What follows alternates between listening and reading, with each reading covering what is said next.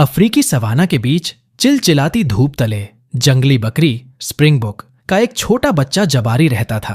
अपने भाई बहनों के विपरीत जो बेफिक्री से इधर उधर कूदते थे, जबारी छोटा और कमजोर पैदा हुआ था।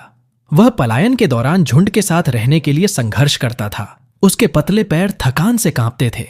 दूसरे जंगली बकरे, खासकर अपने प्रभावशाली सींगों वाले बड़े नर, उसे पानी के स्रोतों पर धक्का देकर हटा देते थे, जिससे वह प्यासा और बेहाल रह जाता था। एक झुलसाने वाली दोपहर भगदड़ के दौरान झुंड से बिछड़ जाने पर जबारी ने खुद को शेरों के एक समूह के सामने पाया। डर से उसका गला सूख गया, उसके पैर जवाब दे गए। लेकिन फिर कुछ ऐसा हुआ जिसकी उसने कभी उम्मीद नहीं की थी। मामा टेम्बो नाम की एक बुद्धिमान और बलशाली बूढ़ी हाथी, जो अपनी समझदारी और ताकत के लिए जानी जाती थी, ऊंची घास से निकली। उसने एक डुनेटे डिनमेस पावरफुल तुरही बजाते हुए शेरों पर धावा कर दिया, जिससे वे इधर उधर भाग खड़े हुए। थका हुआ लेकिन सुरक्षित जबारी मामा टेम्बो के पास गया। उसकी आंखों में आंसू आ गए। आपने मुझे क्यों बचाया? मैं कमजोर हूं, धीमा हूं, मैं झुंड पर बोझ हूं। मामा टेम्बो ने उसे दयालु बुद्धिमान आंखों से देखा। ताकत कई रूपों में आती है नन्हे। तुम भले ही छोटे हो, लेकिन तुम्हारे पास एक बहादुर दिल है।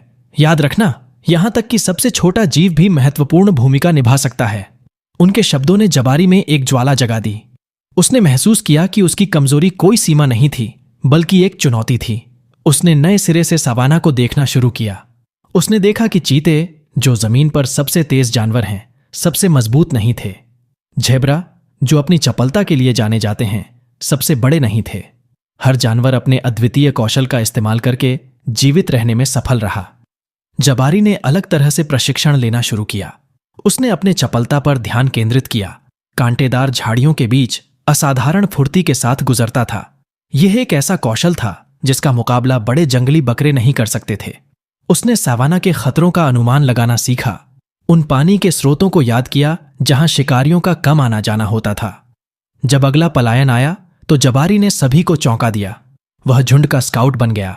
उसकी गति और चपलता ने उसे खतरनाक रास्तों पर चलने और दूसरों को खतरों से आगाह करने की अनुमति दी। उसने सूखे के मौसम में छिपे हुए पानी के स्रोतों को खोजने के लिए अपने छोटे आकार का भी इस्तेमाल किया, जो पूरे झुंड के लिए जीवन रक्षक था। जबारी की कहानी एक दंतकथा बन गई, इस बात का सबूत कि ताकत कई रूपों में आती है। वह आशा का प्रतीक बन गया।